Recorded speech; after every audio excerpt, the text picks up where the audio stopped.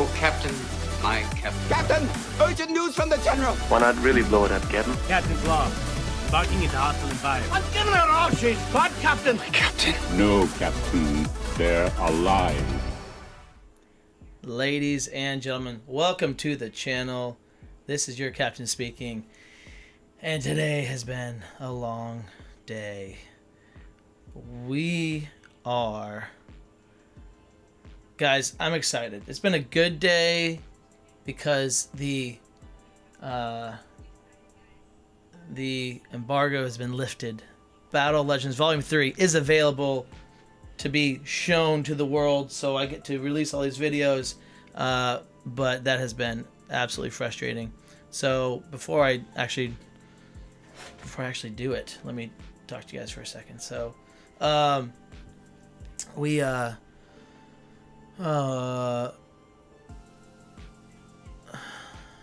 so I uploaded like 14 videos last night.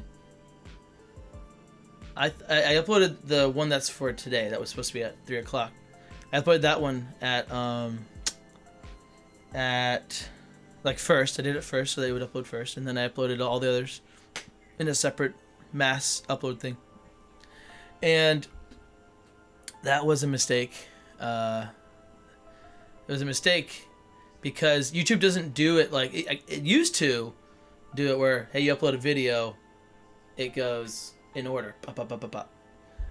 It does not anymore. Now it's like, all right, we're gonna upload all your videos at once, which I don't know why you do that. I don't know why that makes sense. Like, when is that actually helpful? I don't know how that's helpful at all.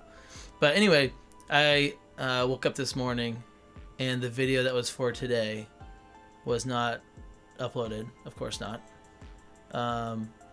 And I spent hours, like literally hours last night, going through all the details of the videos and everything. I had to erase every single video I uploaded. I had to just cancel. I had to just stop it, except for the one that was going today, because I needed all the internet speed to be crammed into this one video so I could get it up for you guys by 3. And sure enough, I actually did get it finished by 3. It was uploaded by 3. But guess what? I have to, when I finish a video, I've got to do edits and stuff. So I had to make some edits to it to clean it up, finish it. You know, especially this first video was like, it was messy. There was a lot that I had to chop out, which I was planning on doing, and it was not gonna be a big deal. So I chopped it all up, and then it says 4 hours to. Sorry, so I upload it. It says 4 hours to process the video. So the processing was finishing at 3, or like before 3. It was finishing at like 2 or something. Okay, 4 hours to process the video after uploading. So finish uploading, 4 hours to process. It finishes processing. I edit it through YouTube. It's the way it works. This way I do it. And so I finish process. I chop it up, and then it says 4 hours to process again. I'm just like, what is this? So that's where we're at. We're on the 4 hours of processing, which has become who knows how many hours of processing. That video is coming, but guess what? If you're here, you guys already watched the unboxing. You watched Zero's unboxing, so I'm glad you saw that. I'm glad something happened today that worked out. I'm going to break down all the cards. We're going to go through. I've played a handful with O-Town. This is one of our favorite sets. I'm super excited. I don't know if you guys can see how tired I am, but I'm excited. Like, I'm going to be awakened with life from playing this. Not from playing. From walking you guys through the cards, and showing you guys what we've learned from it. I'm going to start general, and then if anybody wants to dip out and not get any spoilers, strategic spoilers, then you guys can go, and then we'll see. The rest of us will just hang out and talk. So that's what's happening. First off, let's do this though.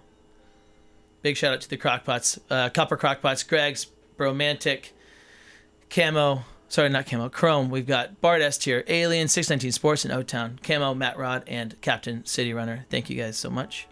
And okay, so I'm gonna be going back and forth between the computer and this. The first character we're gonna talk about today, well, first character we're gonna look at today, is Pandora. This is my This is my Pandora shirt. And you might not like it, but I love it. I love this shirt because, first off, not many good Pandora shirts, okay? Just to begin with. But we got Santa's Workshop on the back of the map. So Santa's Workshop, and it's a box, and what's in the box, guys? So come on, it's so good. Big fan.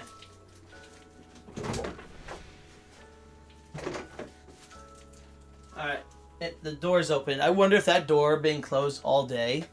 I swear, if that door being closed all day, I bet that had a huge reason for it taking so long. I could have opened that door and saved hours. Oh my goodness, I hadn't sat here and looked at the door yet. All right. All right. Let's go. Let's go right to it. Oh, okay. A little more housekeeping. So, long month. Very long month. Otan's still not back. Okay? He went to a Brazil mission trip. And now he came back for like a day, and then he went straight to his like a family reunion or something. So he gets back on like Sunday. But we're gonna play on Tuesday. Tuesday we're gonna play, guys. So we're gonna stream that. Definitely check that out. And then, Noel, when we were filming these, you guys are gonna see it in the videos. We filmed these videos. That was at the time when she was going to the hospital. So that was chaos. She was in the hospital for 6 days. She's good now. Everything's great. But then work was crazy. Everything got crazy. Oh, I went to camp. So I went to a summer camp for a week with my youth. Awesome experience. It was great. I got back on my birthday. Spent time with the family. This is like 2 days ago. Saturday, I think. Or Saturday. Whatever day it is. Saturday. Birthday. And then Father's Day. My days are off. Father's Day was the next day. Okay? My birthday was on Flag Day. Father's Day happens. Awesome Father's Day. It was really great. Courtney, she crushed it. She was awesome, taking care of everything and taking care of the kids. It was crazy.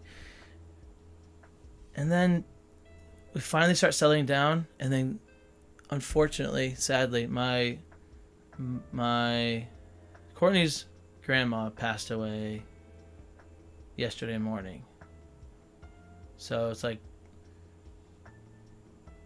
you know, what do we do? And so she passed away yesterday morning. So now we're figuring out, okay, what are we doing with that? Where are we going? Who's going? When are they going? How long are they going? When's the funeral? All this stuff. Life does not slow down. Okay, it just keeps going. All right.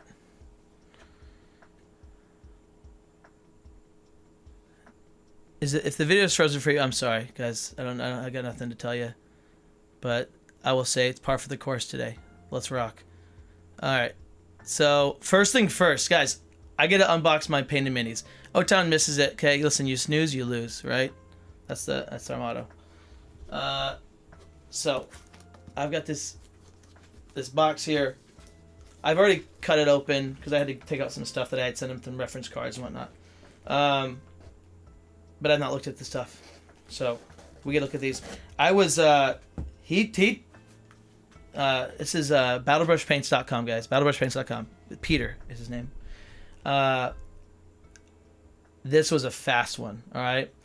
I sent them out to him. I was like, dude, I need them by the 17th. And I forgot to tell him. Let me message him. I was supposed to tell him. Life is crazy. He wants to watch this, so.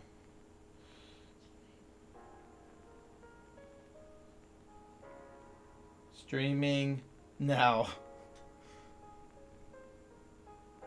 Streaming, what's this called? Unbox. It's a reaction video now. Sorry. Oh, jeez. Alright. Okay. He should be fine. So, But he turned them around really quickly. It's BattleBrushPaints.com, right? And it was an interesting painting experience because I did not want Loki to look like Loki from the art. It's kind of like I didn't want the I didn't want. Oh, geez, I can't even, because my brain is mush right now. I didn't want the Goblin Fog to look like Goblin Fog. Like the art from the cards doesn't really look right. The art on the front looks good. The cover's good. But I didn't love the cover for Loki, so I was like, hey, listen, let's do something cool. Let's just go with like a Nordic look, kind of dirty, so I sent him a bunch of different reference images for Loki, and we had different ideas that we went back and forth with. Pandora, I really liked the look of her in the cards. Of course, Chupa's Chupa. I really wanted that I gave him some grass and stuff. I wanted to be for that to look like. I wonder if he has like me looking here or there better. I don't know. And so a lot of reference images back and forth. He made changes like boom, boom, boom, boom. And guys, I loved them from the pictures I got. I am very excited about this unboxing here. So here we go. Without spoiling anything for my... Oh, Blackbeard's first. We got Blackbeard first. Oh yeah. Oh yeah. Heck yeah.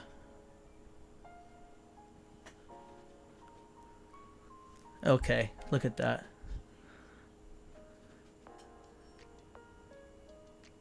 I wonder if I can make this a little brighter for you guys. That's darker. Let's go brighter. Wow. That's awesome. So we got the planks. He's got all the guns. We got the red hat. Green boots. Got the gold cufflinks. Okay, I gotta pick him up. I gotta look at him. That's awesome. Very cool. That's something that he's just very good at. The floor. Very good with the floor. This looks great. That's so cool. Heck yeah. All right, so Blackbeard, check. Mission accomplished. We'll do Pandora next. Okay. Oh yeah. Oh yeah. Dude. Guys, look at that. Come on. Come on. So what I did with this one is I chose to do the white. I sent the health dial as a reference because of I love the white wings. That was one of the changes I made from the art that is on the cards itself. But everything else card wise, I mean, she's very simple. Oh guys, can you see that? Look at the base. So there was a happy accident, okay? A happy accident was that I had asked him to do the stone flooring for Loki and to do like a marble or something for her, I think is what I asked. And he switched them. But the switch actually was perfect. First off, I like the gold. I like the gold marble in her. It looks really good for her. I think it's perfect. And then what we got with Loki, I'll show him next. With Loki, because of what happened, I love... Oh, yeah. Yeah. He's perfect. All right. What we got with Loki was a narrative. We got a story, basically. So, look, guys, check it out. Look what we decided to do. And I think if you paint your minis, you have to paint it like this. This makes too much sense with his pose. He has walked into someone else's place, muddy and dirty, and said, what? Like, what? I got muddy shoes, big whoop. Okay, you want to fight about it? Look at his muddy shoes, guys. Come on. So I love the accident, the what ended up happening. So happy with it. I love his look, and I think it really fits with the Celtic Loki kind of thing. Yeah, and I told him just like to make like hints of green in the pants and stuff because of his color being green. Dude, let's go. But yeah, the muddy shoes, that was like a last minute touch. And I'm very happy with it. Oh, it's so good. It's the only character I've had so far like that I've chosen a different base for than what I thought they would be. Like once I saw the base, I was like, oh, that works. But then it's like, oh wait, let's make him basically like he's not supposed to be there. You know, like he's got muddy shoes walking into this thing. It's like he's not supposed to be there. I thought that was kind of cool, and it fits with the whole Loki thing. Guys, this is Chupa. Let me introduce you to Chupa. Okay, Chupa's got some Mexican grass. So if you type in Mexican grass, you get some pictures of like oh, let me get the focus for his face. We want to see that face a little better. That might help. I'm not sure. Oh yeah. Oh no, out of focus again. Son of a gun. Okay, this might work here. Let's see. Oh yeah. There's the face. So, yeah, look at the blood. Look at the blood. Just, I told him, just covered in blood, just dripping in blood, and he is covered in blood. And I wanted the details in the teeth. It looks like he's killed 100 people, and then dragged them to this rock to eat them. Dude, the blood on the tail. Look at the tail just resting in the grass. Oh yeah, heck yeah. Now the character is not as red. He's not as red as it looks in the picture. He's more of a brown, but this is awesome. Oh sweet. Let's get the whole crew in here.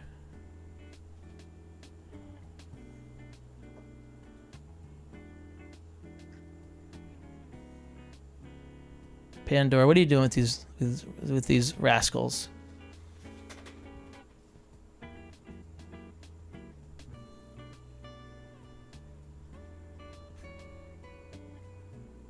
Okay, there we go. Yeah, I'm very, very pleased with these. What do you guys think? You guys like them? Oh, I love them. I think it's a great set. Great job. Good job, Peter. BattleBrushPaints.com. Check him out.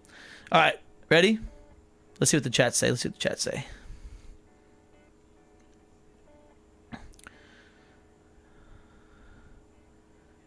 Yeah, I'm excited, guys. I'm saving Loki for last, by the way. I'm saving Loki for last. He's my favorite. I don't know if I told you guys that. He's my favorite. That was one of the surprises. O-Town did an unboxing with... Yeah, we did the unboxing together. That video's coming. Don't worry, you didn't miss anything. It's not here yet. It's probably gonna drop after this video, okay, guys? So you're getting an unboxing kind of in the weird order. But I'll post it up. It'll be ready. It's about a 3-hour video, 2 hour to 3 hour. Heck yeah, let's go. Long haul.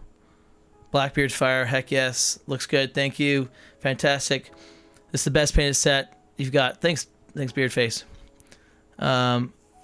Thank you for the Father's Day. Yeah, it's guys, 2 kids is wild. Hats off to everybody that has, and anyone that has a child, hats off. Anyone that has 2 children or more, 2 hats off. 3 kids or more, 3 just however many kids you have, that's how many hats off you get.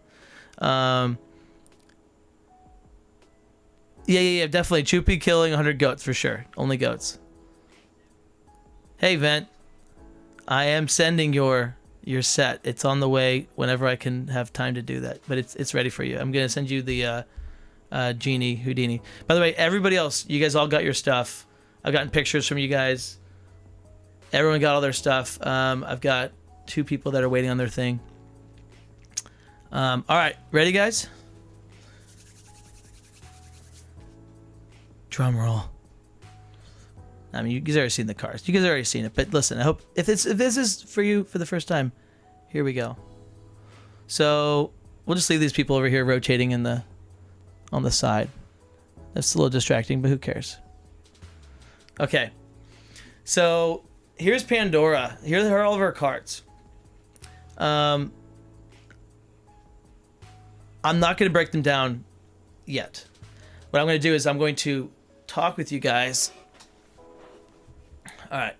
I'm just going to show you the cards. We're going to just literally I'm not breaking them down. Well, I'm just going to, read them to you. Okay? You guys know how to read, but I'll read to you. So we have, first off, okay, that is distracting. That's spinning. That's those guys. No, but they gotta stay there. Oh, you know what? It's Pandora's cards. Get out of here, guys. Stop trying to steal her moment. This is her moment. And then a little bit of this. Oh, look at that lady. Dude, this is guys, this is legit. This is legit. Is it blown out? Yeah, it's blown out, but who cares? I do. I'm gonna fix it. I always say stuff like, hey guys, who cares? And then I do it. Like, I immediately care. You guys know I care. If I didn't care, I wouldn't be here.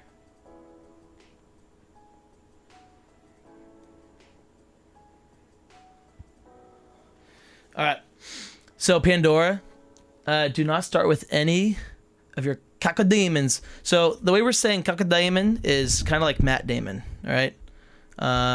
So, we just refer to them as Matt Damons, and we call them cacodemons. At the start of your turn, open Pandora's box. Guys, when she opens Pandora's box,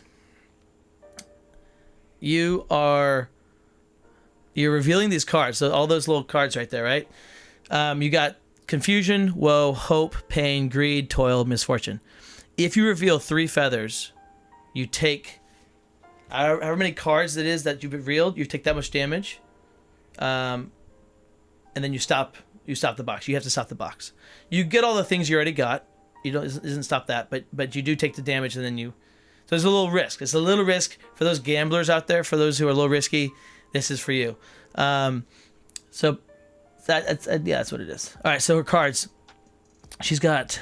I don't want to break it down. You guys can see the cards. You guys can read. We're not doing that. All right, we're moving on. I'm gonna go into them in depth for you in a second. So screenshot this, guys. Take your screenshots. We're moving on. You have as much time as it takes for me to change my shirt. That's how much time you guys have. And next up will be Chupacabra.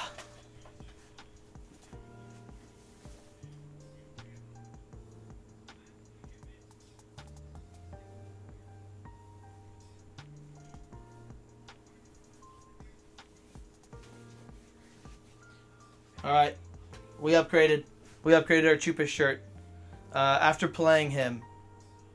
After playing El Chupacabra, it was needed.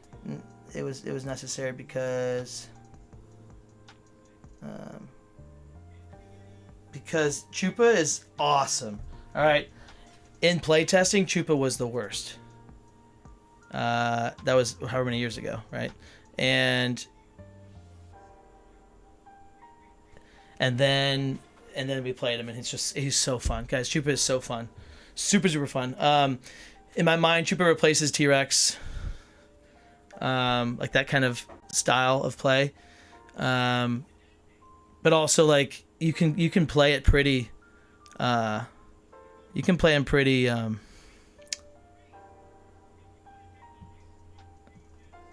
am I trying to say? I have no idea what I'm trying to say. You don't have to play him super aggressive, like. But he is very good at aggressive. It's the after you attack you may draw, that's what really does it for him. So Chupacabra, after you attack you may draw a card. These cards are awesome. There's some interesting things that happen because of this. I can't talk to you about it. I'm gonna wait. I'll wait a second. I'll wait a little bit. We'll wait a second. We'll just wait for you guys. The play that happens, if you're reading these cards, guys, the play that ends up happening, it's a very interesting dynamic that your opponent is doing, and it's actually really cool. And I want to know. I've been like brainstorming like who would work well into him, because of what he wants and because of what he wants and what he doesn't want, and who would be best at that kind of a moment. And I've got ideas, and we'll get into those in a little bit. All right, take a screenshot. I'm gonna change my shirt.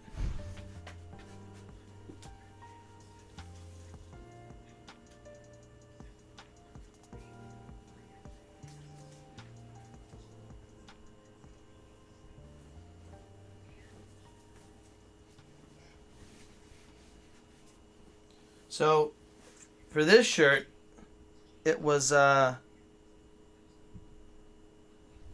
just too perfect.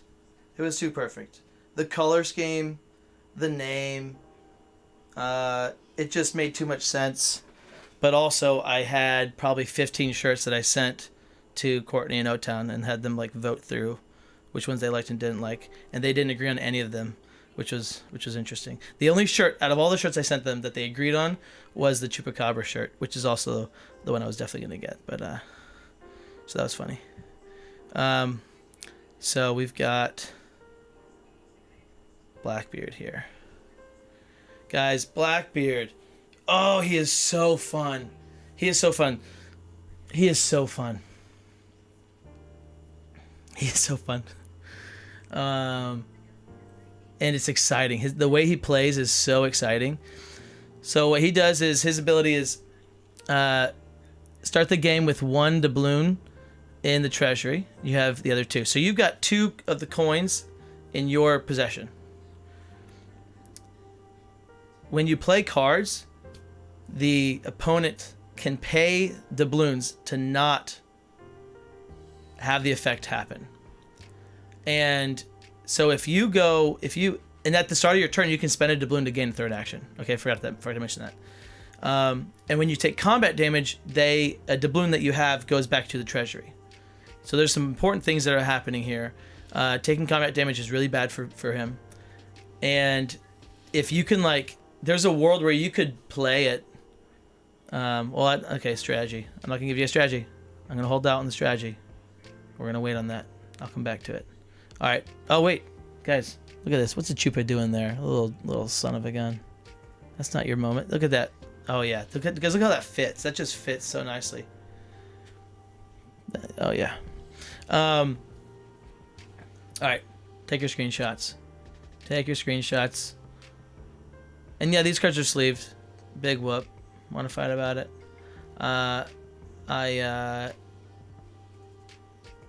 It's been a long month.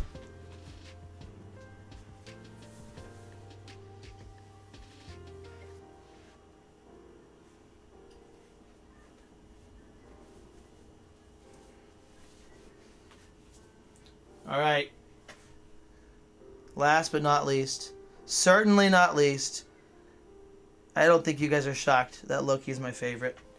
It's a pretty cool shirt. It's not my favorite shirt, but it works. It works with the whole, the whole Norse thing.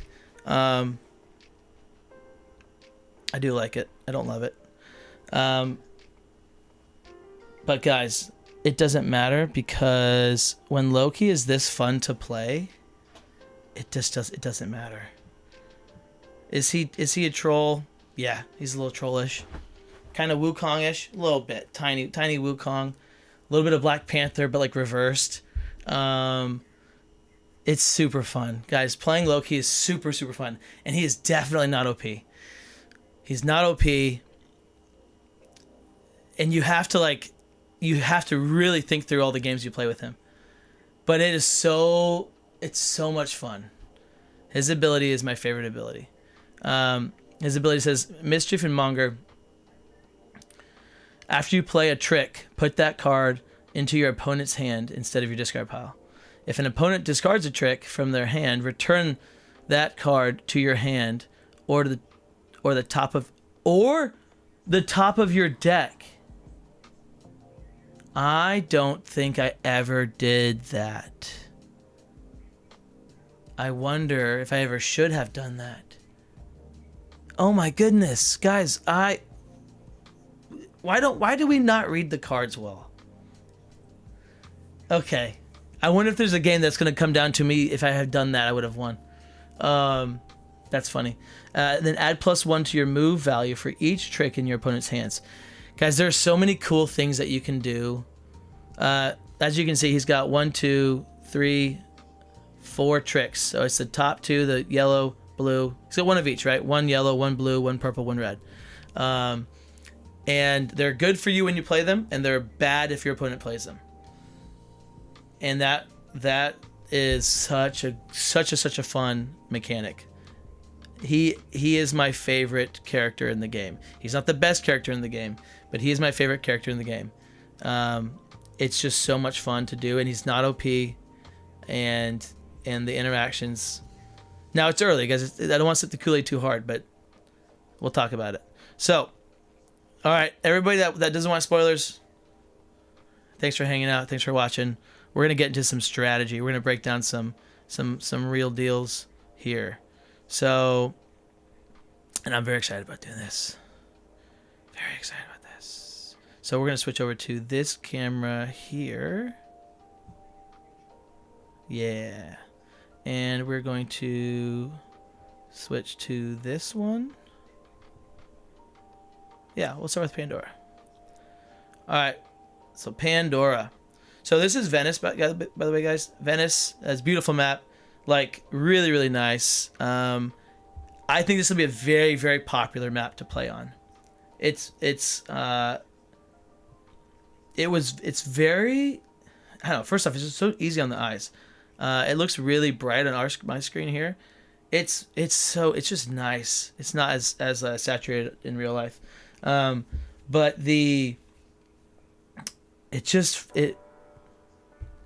I don't know. It's channely, but there's a central area.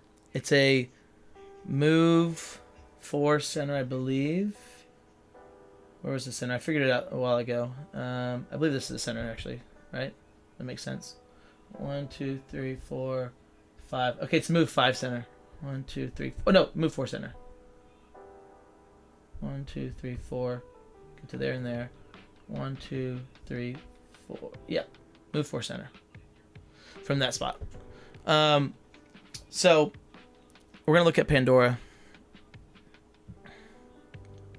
and I'll just stay in my Loki shirt. You guys don't need the shirt changes. All right. So let's just say her turn has started, right? So what you do is you got your box here. You shuffle it up, and let's put her. So first off, she starts with no cacodemons. Cacodemons. Let's turn this off and get him over here. So let's have Blackbeard.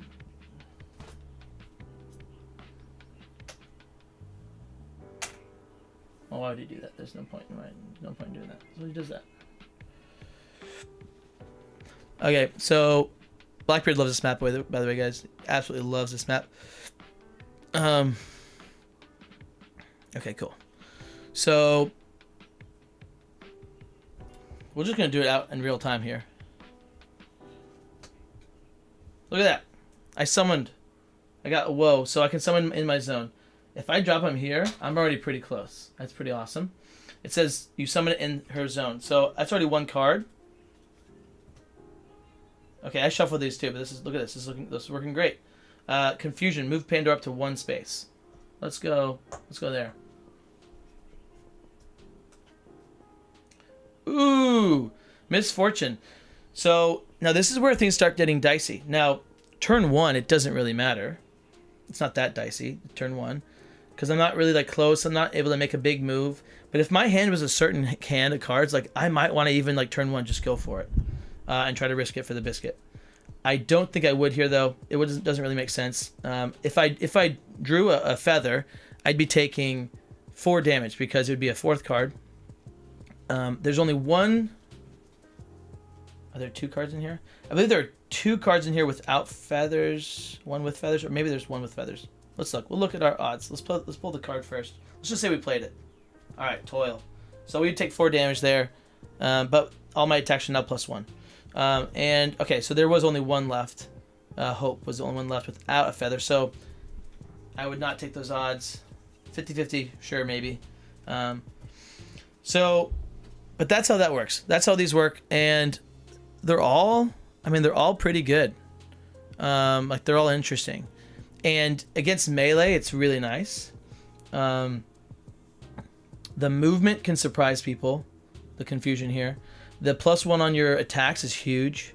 It's really, really huge. She has deal 1 damage to each opposing fighter adjacent, so that's great for like in the right order. You could move 1 space to the really ideal spot and then zap everybody next to you. So a lot of things she can do. Greed, you draw a card. Super aggressive. Greed is very risky if you're trying to do some kind of fatigue game at the end. It's funny when that comes up, and that came up in some of our games where he is trying not to draw, and he's got a 1 in 7 of drawing the greed and just dying. I forget what actually happened there, but so there you go. And misfortune, you could play games, guys, and you're hitting misfortune like every time, and it just feels so bad.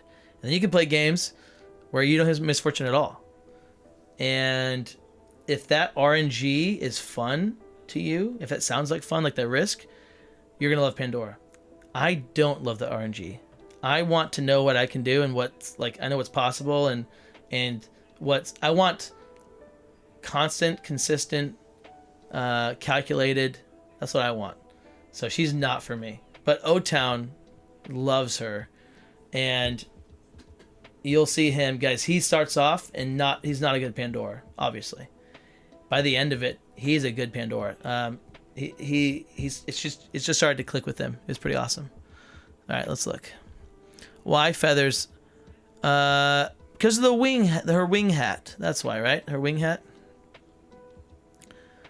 The Blackbeard card is blurry. I'm sorry. Health dolls next level. They are. Switch your mini. Oh, did I miss the mini switch? My bad. All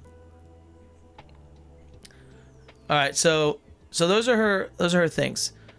Oh no, not like this. Okay, let's grab her back here. Yeah, guys, look at that mini. Look at the health dial. Her health dial is so good. The card back, that's the best card back anywhere. Like, that art is so good. And look at the Unmatched, guys. Top left, you can see the chain. It's like a part of that. It's pretty cool. Those are her Matt Damon's. There's 2 of them. Matt Damon's can throw 2 cards. They can throw a red 3. There's 2 copies, 2 of them. Deal 1 damage to each fighter adjacent to your fighter. So that's pretty good. It's not dependent on anything. It's just after combat, it's going to happen. They can do some nukies. You could play a long time though without ever getting them on your board. So that's kind of, again, just an interesting thing of what they can do. And you don't have them, but sometimes you have them. Sometimes you have them, too many of them. They could be on the board and you could summon them. Like, let's say it's like this, ready? Like, you're up here and your guys are, I don't know, for some reason they're like whatever over there or something. Okay, if you pull the woe, you can just go sweet, because you don't have to. When you summon, you're just bringing them from the board to another spot in your zone. That's pretty awesome. And then you throw your red 3 here, and you just killed 2 guys or 1 guy, whatever. Pretty cool. Their other card, Malice. Your opponent discards 1 card, so it's just nice, right? It's just nice. You got discard. Nothing special. A little purple too. They die. You don't really defend them ever, but nothing else. 2 copies. You're fine. You guys get it. All right. Forged by Hephaestus. This is an any. First off, any. Okay. It says there's 3 copies. It says place your fighter in any space, gain 1 action. So this could be another one of those, like you could use this to get the nuke thing. You're rarely attacking with the Matt Damons. Mostly you're going to be attacking with your Pandora, especially on the turns when she gets that +1 on her attacks. You want to be using those turns, and especially the turns when you have if you can hit 4. If you can hit 4 of these things, 4 cards, 4 of her, what are they called? Why can't I think of what they're called? Whatever. If you hit 4 cards, guys, that's a really good turn. 5, incredible. I believe 6 would be 6 you've already taken damage. Let's see. Yeah, 6 you've already taken damage. You've already taken 6 damage, but it's possible. So you could do this, right? You have 6 cards out here, and you will have taken one of these feathers cards would have been your last card. You would have taken 6 damage, but guess what? You've got 6 cards here, and you're gonna be doing some damage for sure. And let's see. Let's just see why. Let's see why. Here you go. Here's one reason. Zeus's Mischief. It's 2 copies. It's a Pandora-specific scheme. It says, draw 1 card for each revealed misery. Move an opposing fighter up to 1 space. Gain 1 action. So let's say you pulled off this 6. All right, you just used 6. You played this card. So now you've drawn 6 cards. You've moved the opposing fighter up to 1 space. You have already moved Pandora with Confusion up to 1 space. Now you move your opponent up to 1 space. You've drawn 6 cards. Guys, that's insane, right? This card's very, very useful. She's gonna love Raptor Paddock. She's gonna love places like that where you can pin people, and just she wants to pin. She wants to fight. She's hungry for war. We're gonna skip that one for now. We'll go back to it. Let's go to these reds here. All right, so this one. This is her Wukong attack, her little bait attack. It's a 0. There's 3 copies. Aphrodite's Beauty. Immediately cancel all effects on your opponent's card. After combat, Pandora recovers 1 health for each misery. Look at this. You're chilling. You just heal up for 6. And they probably baited. Because of the cards you can throw, the damage you can throw, they threw their 5 into it. And you said, oh, I'm sorry, I'm just healing. Sorry for the confusion. Because this card exists. And actually, sorry guys, with your +1, if you had done this, right, this becomes a 1 now. On high ground, it becomes a 2. If you're using a token with the +2, this is a 3. Like, she's wild. Hera's Curiosity. And look at the boost values on these cards too. So during combat, add +1 to this card's value for each revealed misery. So again, you reveal 6 miseries, and this card jumps up to a 9, plus the toil. That's a 10. So they have to respect it. They have to respect your attacks. Now, how much health does she have? Right? Like, how many times can she take these hits? Dang it! I keep doing that. Here we go. So she has 14 health. Not a lot of health, but she has ways to heal. We already saw some of it. That's the risk, right? That's the risk. Do you take this damage to get your cards up so you can do all your cool things?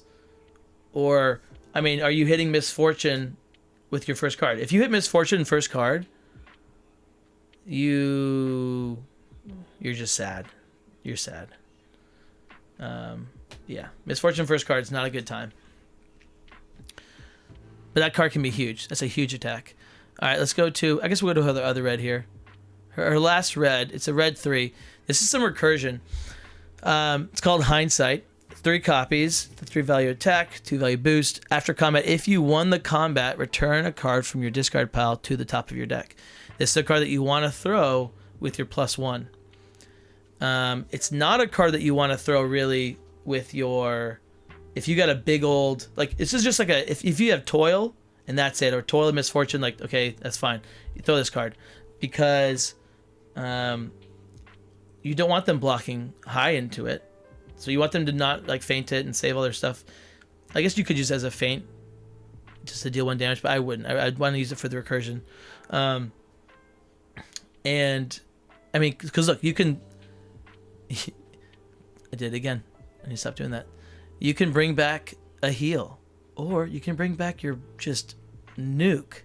In fact, here's a combo you can do. Ready? So you attack with Hindsight, with like 2. Let's say you have 2 of your things.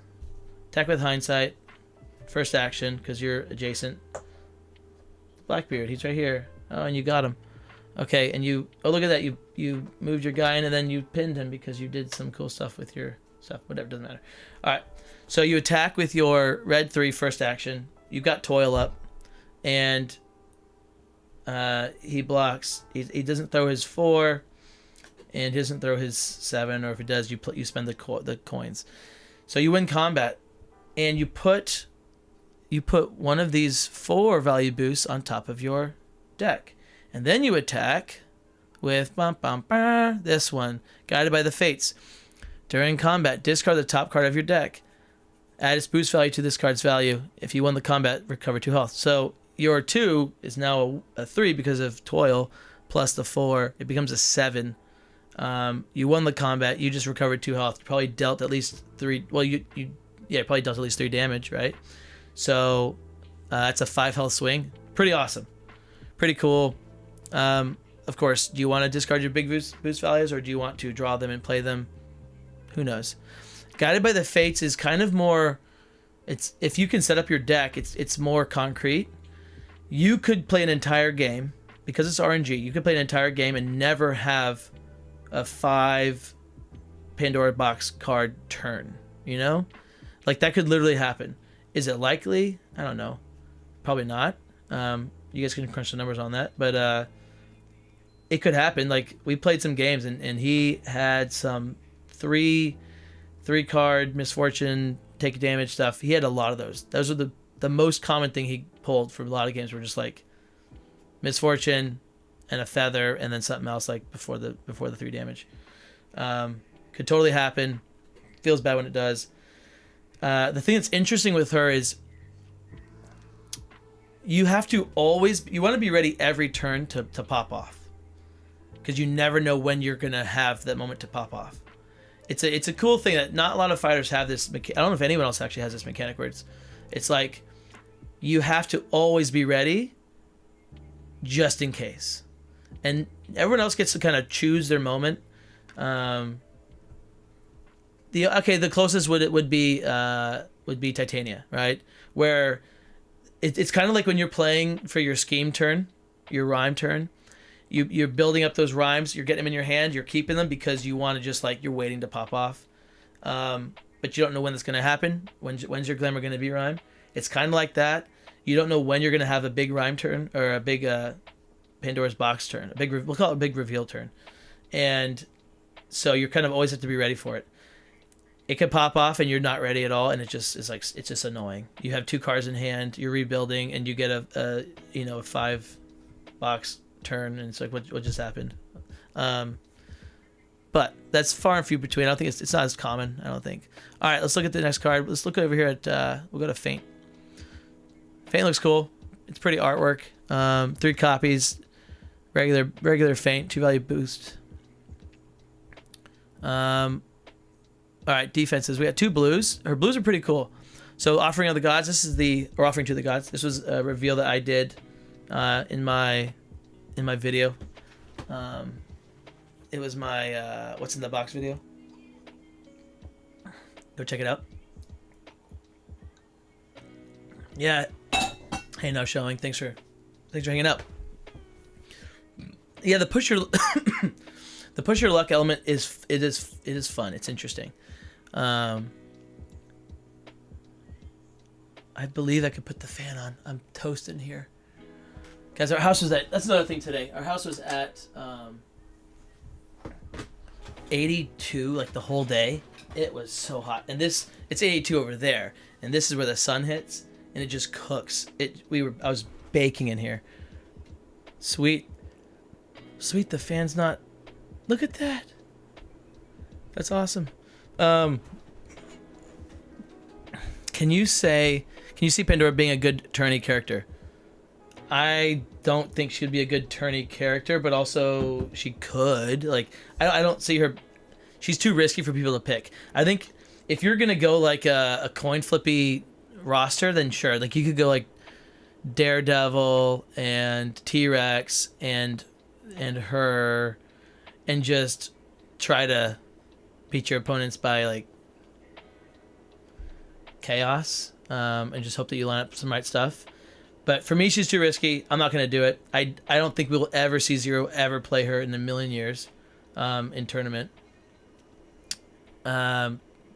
Definitely not Chad. I wouldn't see Chad playing her. Like, the people that would play her are like just more risk. Like they just want to have fun. They want to be crazy. Those are the people that will play her in tournament. But there's just too much RNG. They don't even like Titania for her RNG, and she's not like nearly as RNG as Pandora is.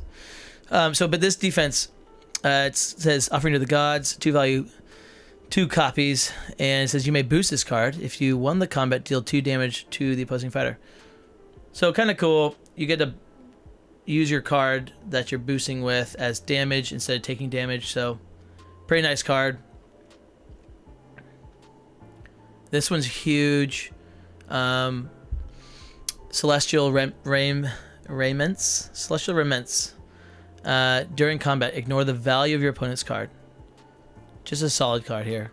3 value boost, 2 copies of it, and this is her stay alive card. Reminds me of like the Titania's 0, the dream. 'Twas a dream. Here we have Divine Intervention. After combat, move Pandora up to 5 spaces. It's a 3 value versatile, and then 2 copies. This is cool. It's a useful card. You got movement. Set stuff up. You could set up your next turn. You could use at their last attack. If they attack second action, right, you move adjacent to them. This is good for anti-range. You guys don't need examples of that. You know how it works. Feint, you guys got it. So I think that's all the cards. Is that all the cards?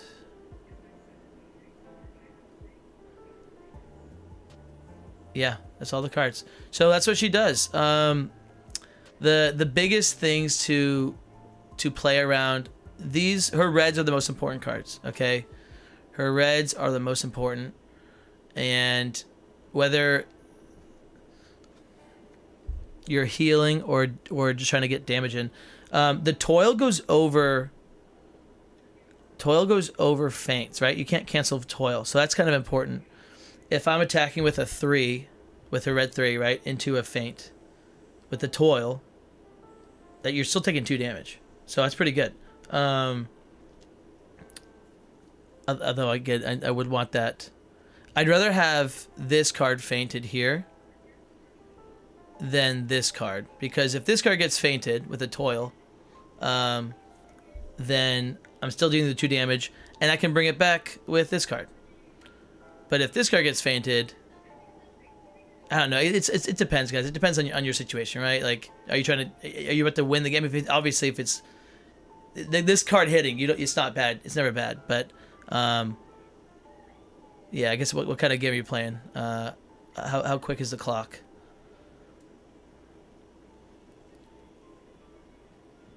Without saying how it changed, I'm glad the box changed since I play tested it. I'm sure Otan is as well. I'm not sure how they want to reveal how the sausage is made. That's funny. The changes that we revealed, some of the changes that we've seen. I don't know. Oh, you're saying the box, Pandora's box. I don't know how it works. I don't remember how it worked before. All right. Anything? Let me try to think about the interactions with her. I think it's pretty good. All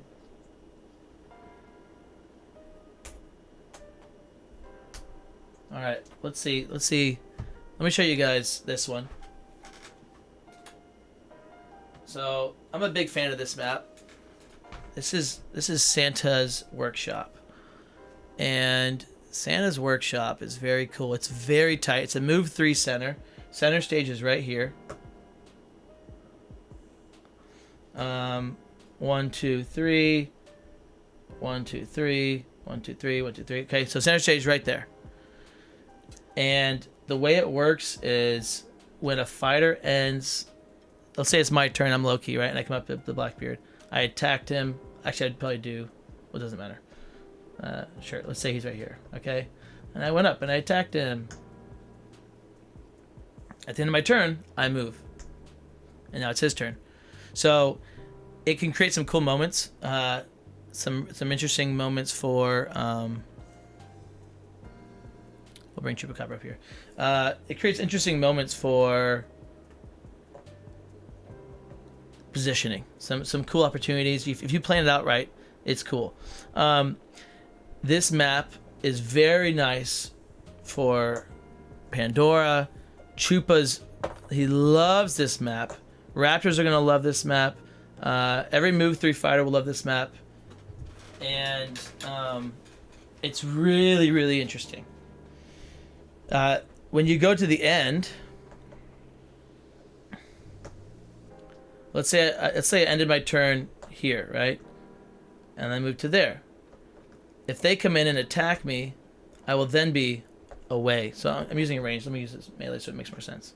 All right, so Chupa is here because this is actually kind of really big. Once we figure this out. So I don't want to. If you want to explore it yourself, don't watch this. But this is a pretty big help for this map. When you come into attack, like this is the situation you want to be in. I want to come in, attack my opponent with them sitting here at this spot, because at the end of my turn, they have to launch somewhere in yellow, and I'm over here. Now guess what though? They launch in yellow, and guess what they can do? They can come now and attack me.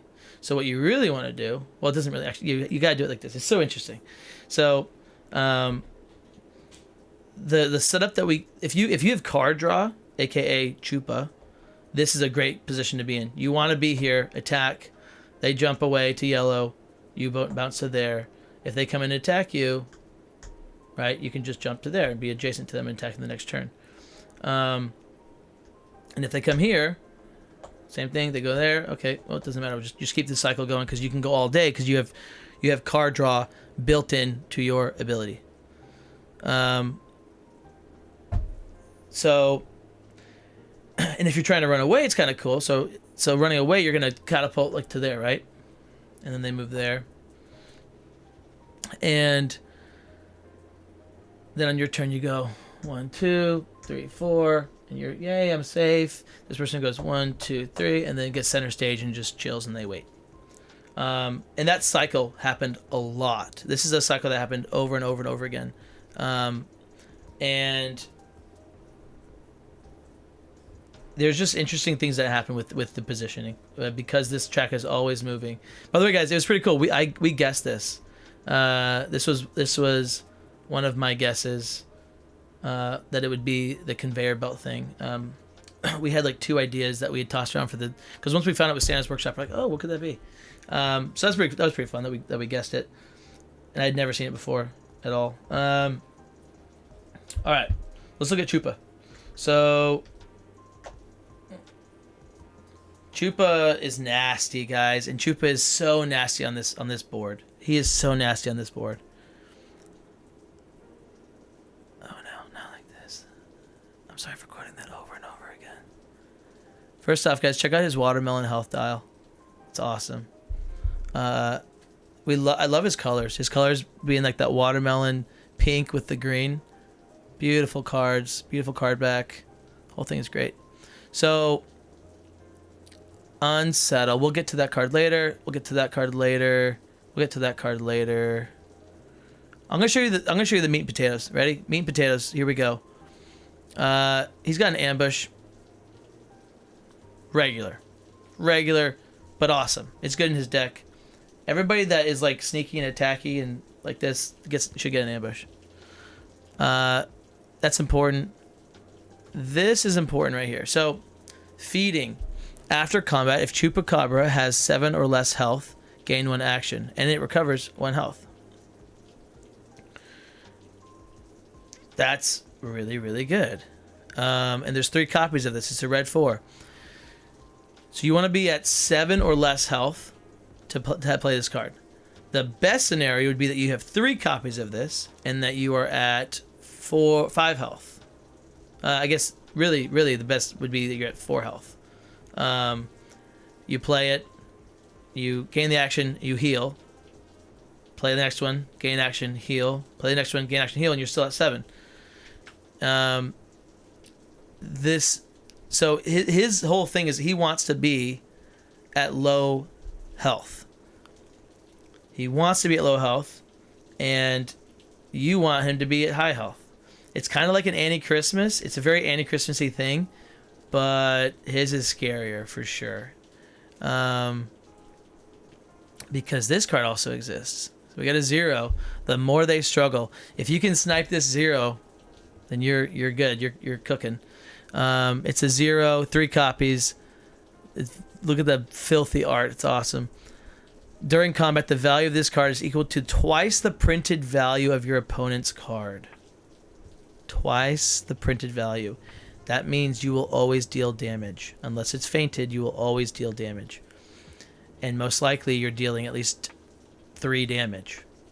Right? Because if they're blocking with a regroup, what's happening? If they're blocking with a feint, it didn't happen. And if so, then that means they're blocking with a 3 or higher. So you're doing at least 3 damage with this card. There's 3 copies of it. It's awesome. Now, because of how Chupa's deck works, it's a little telegraphed. So let's look at this. Here's the reason why. Wounded Beast. During combat, if Chupacabra has 7 or less health, this card's value is 5 instead. So that's 2 now. That's 6 cards that want you to be at 7 or less. This becomes a 5. That's pretty good. It's like a momentous shift, but it's a different situation. Chupacabra recovers 1 health. Let's wait. I could have sworn there's another one. Sorry for this driving that I'm giving you.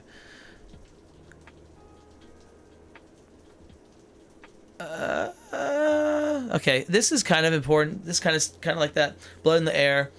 During combat, if you already won combat this turn, you may boost this card. I don't know. We haven't played enough of this yet, right? Obviously, but no one's gonna want to sit there and fight the Chupa going toe to toe. You can't do it because Chupa after every attack, Chupa can draw a card. Every single attack. After you attack, you may draw a card, and it's optional. It's not T-Rex. It's not like you have to do it. You're gonna fatigue out. It's no. Do I want to draw a card? Do I need to draw a card? And if you don't, then you're fine. So it's pretty wild. So this card doesn't really happen very much. And when your opponent does win the combat with that first attack and they attack again, it's usually this card. Like, because you're not usually letting them attack you twice until later. It's a weird way how it works. You kind of don't want to attack your opponent. You don't want to attack Chupa. You just let him sit there at full health, and then all of his cards just kind of like okay. Tooth and Nail. This is a minion clearing attack.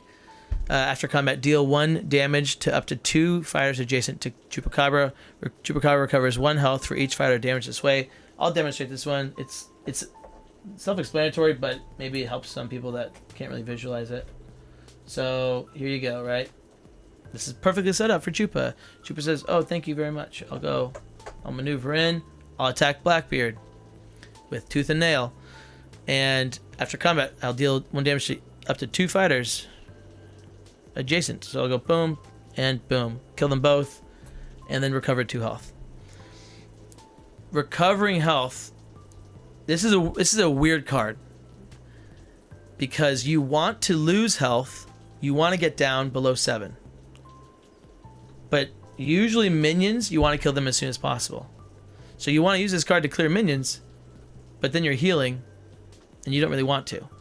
So it's a kind of weird. It's counterintuitive. This would be very nice for into matchups for like InGen or Pandora fighters that can recur their workers a lot, their sidekicks.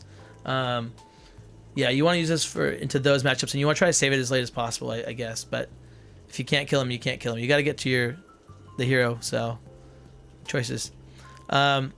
This is a very cool card here. So we got our Traveler of the Night, right? Just like Travelers of the Night, but Traveler, Moon Knight's card, and Traveler of the Night.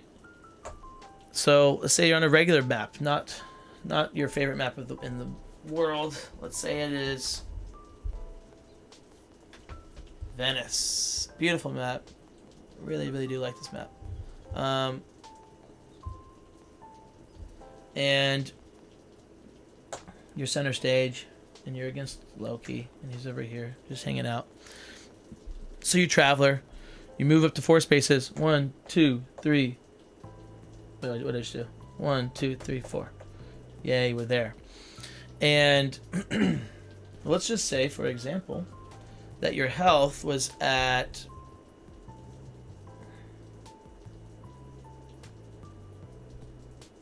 We'll do 9. Your health's at 9, okay? Well, guess what you do next? This is a combo, guys. This is a cool combo. You can pull this off. You unsettle.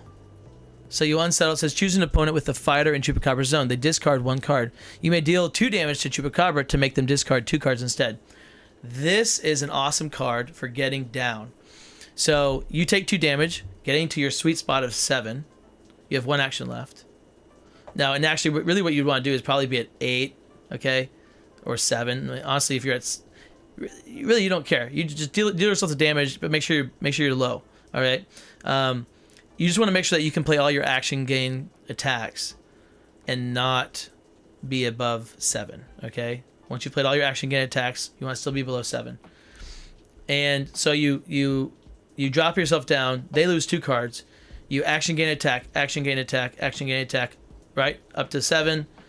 And then you throw whatever, and literally any other attack you want to throw. Well, not your 0. At that point, you wouldn't throw your 0 because they probably might have no defenses. So that's a cool combo. Doing your unsettles to get below that threshold so that you're scary. An attack from Chupacabra above 7. I mean, let's look what we can be hit with. We'll get to that card. This card's so cool. So you got healing, right? If you're getting, here's also why it's like, if Chupa is, you don't want to. Chupa doesn't want to waste their healings. This card would just be a 3. This is wasting a healing. This card, you're wasting healing, and it's just a 2, right? Like just a 2. An ambush. Ambush is a likely attack, right? If they're attacking, and Chupa's not below 7, or just 7 or below, then it's probably an ambush. If it's a first action attack, it's probably an ambush, or it's your more they struggle. So you can just take it. Just take it. It's not going to be this card, and it's not going to be this card. If it's a second action attack, it's probably this card. So it's kind of telegraphed, but it doesn't matter. Chupa's still really, really good, and really, really fun. And there's obviously more nuance to it than what it sounds like, but you'll see it when you're playing it. It's just there's like, okay, I know what you're throwing, I know what you're not throwing, and I don't want you to get low health. I want to keep you high. Very fun though. Very fun decisions. Off the top of my head, I'm thinking, I had a thought about this, like who would be good into Chupacabra, and my brain just farted, and I have no memory what I was about to say. I had a whole thing. I started strategizing different fighters. Well, you'll see it. Hopefully you'll see it on Tuesday, because my brain just farted. All right, that's Chupa, guys. Very, very fun. Super fun. After every attack, you may draw a card. So awesome. I do think that if I'm playing Chupa, I'm taking attacks. I'm taking until I'm getting like around that 8, 7 threshold, and then I'm gonna start defending more. Oh, guys, I'm sorry. This card is so good.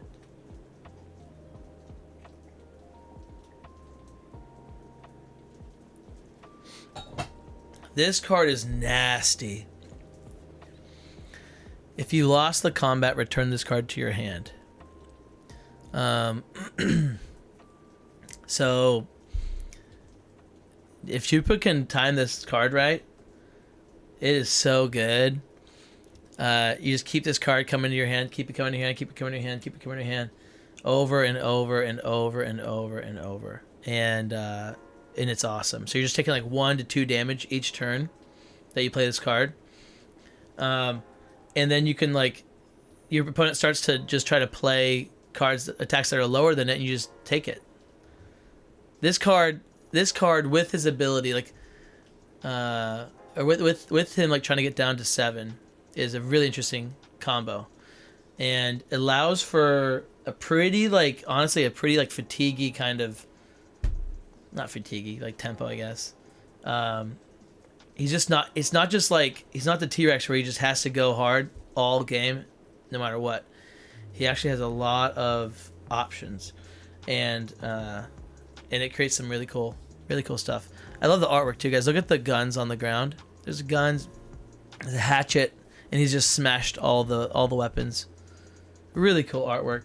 All right, so that's Chupacabra. Chupacabra. Next up, we have Blackbeard. So Blackbeard is he's one of my favorites. I mean, all these are my favorites besides Pandora. Pandora's not my favorite, okay? I really like Chupa. I really love Blackbeard, and then I love Loki. Blackbeard is so fun, just so stinking fun. All right, Blackbeard, get over there. Blackbeard on any map going first is disgusting. Specifically against a solo fighter, all right? Because you start the game with your 2 doubloons. You got your little treasure chest here. And you got your 2 doubloons. Sorry, your 2 doubloons. 1 doubloon's in the treasure chest, and then 2 of them are with you. So you go, all right, I've got 5 cards in hand. Let me spend a doubloon to go to the treasure chest. I have 3 actions now.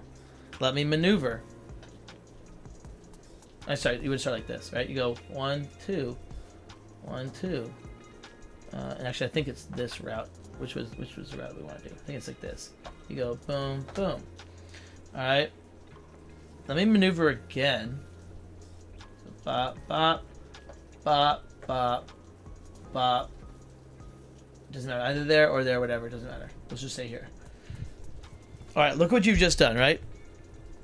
You've maneuvered twice, so you're at to 7 cards in hand. Opponent's at 5 cards in hand. You have pinned them, whoever it is, in this spot, because you've blocked them off. You have 7 cards, and then you attack, right? It's incredible, and then you just keep the pressure all game, boom, boom, boom, boom, boom. The cards are really cool. Loki or Daredevil? Like, which one do I like the most? I like Loki way more. I'm not sure what you're asking. Daredevil for me is like top, like 25, top 30. Nothing huge for me. All right. Let's look at, how do we want to look at his stuff? How do we look at his stuff here? Look at the card art. Okay, let's look at that first. All right, we'll look at his Sea Dogs. So he's got 2 Sea Dogs. They can do a good amount of stuff. Let's just say it's Pandora and it's not turn 1, whatever, it doesn't matter. And she's got some of her guys here. Yay! Her Matt Damons. And so you attack with your Sea Dogs. Now your Sea Dogs are ranged. Sorry. Sea Dogs are melee. Of course. Sea Dogs are melee, and your Blackbeard is ranged. So you would like the fuse. So let's say that we're our guys there. Yeah, this works out. So you attack. It's a 2 red, 2 value attack, 3 copies, 3 value boost. After combat, move your fighter up to 2 spaces, then deal 1 damage to each fighter adjacent to them. This is a pretty cool attack. It's kind of telegraphed, but who cares? So you attack, because they're not gonna. Are they gonna feint your Sea Dog? No. So You attack with your Sea Dog. Oh, cool. They blocked it, and then you just kill after combat. Yay. And actually, this would be better. You move in with this guy to there. This is so much better. What was I thinking? All right, so move with that guy in there. He attacks this one with this card. He blocks it. Who cares? You move there. Boom, boom. Pretty awesome. Pretty good at clearing. It's also got 3 value boost. There's a boost attack you can do. Boost card you can do. All right, here's a way of getting your Sea Dogs back. It's called Show a Leg. 2 value versatile. And summon a Sea Dogs. This is after combat. Summon a Sea Dog in Blackbeard's zone. This is a really good card. I mean, anytime you can summon a sidekick is great, right? But range summoning a sidekick, and just the value that you get from these guys, because the biggest thing this does, the biggest thing blocking with your guys does, is it stops you from losing your doubloons. You got to keep your doubloons. Dealing combat damage to you from a melee, so if melee situation, dealing combat to you is really, really detrimental, because if they can just pay money to stop your effects, then you're not looking too hot. So that's the biggest thing that it offers is just a body blocker. Where do we want to go next? Where do we want to go next? Sure, this card's okay. No pray, no pay. Yeah, it's a beautiful card. It's 2 versatile, 3 copies. During combat, you may boost this card. After combat, if you won the combat, draw 1 card. So, it's a good card. It's not bad, right? You can block with it. You can attack with it. If you win combat, you draw a card. So, that's nice. Nothing special, really, but it's a good card. This card's incredible. All right, we'll go to the incredible card. No, we'll go to this one. Okay. So, this is a card that that you can throw with a Sea Dog, and it's a pretty good attack. So let's say that you've got this here, right? And now, of course, it's going to be great for Blackbeard to throw, but again, it's kind of telegraphed. If you throw that with your Sea Dog, and let's just say that you've been playing this game really conservative, all right? For some reason, who knows? You're playing conservative. You got all of your stuff, or you just throw some big attack. We can talk about that later. So you have this guaranteed. What's so cool? This is one of the coolest things, is that when you have all of your coins, all of your effects are guaranteed. That is insane. When you have all your coins, all of your effects are guaranteed, and you've got some really cool effects. So this one says, if another friendly fighter is adjacent to the opposing fighter, this card's value is 5. And then, as long as they don't spend a doubloon, you gain an action. That's pretty awesome. There's 3 copies of it. Give no quarter. Really cool artwork. So if Blackbeard throws this, right, he's going to gain an action. Same thing. It becomes a 5. If this guy throws it, and you know so you could also you can bait it, right? So let's just say we're doing that attack earlier. Actually, that wouldn't work. That would not work. It would have to be like this, and then it doesn't really work. So yeah, it's not really a good way to bait it unless you're somehow standing next to the fighter that, yeah. Okay, so in this situation here, you wouldn't do it with him, right? You would do it with this guy. It doesn't. Yeah, it doesn't work. Never mind. Forget what I was saying. So, but yeah, you attack it 5, gain an action, pretty good. This card's awesome. So now this is a couple of things that you could do. Like, okay, so you've got a couple of things, right? You've got your red 5 for Blackbeard, which if you can't pay coins, it's your opponent discards a random card, and then you deal 1 combat or 1 damage to each opposing fighter in Blackbeard's zone. Okay, not just adjacent; it's his zone, unless they can pay the doubloon. If they can't pay the doubloon, that's awesome. And So you got that one. You got this 2 here, which deals 3 damage to an opposing fighter in his zone, unless coins. So he's doing some crazy damage, guys. Some crazy damage. And then to top it off, we've got this 7 up here.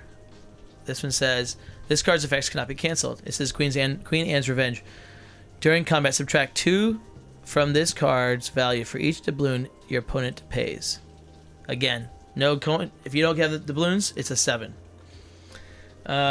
So when you have all your coins, they are terrified, because you could be throwing a 7, you could be throwing a 2 that does 3 auto damage afterwards. You could be gaining actions. You can be taking cards out of their hand with this one. Fearsome and calculating.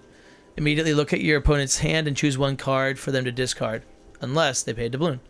And it's 3 copies of it.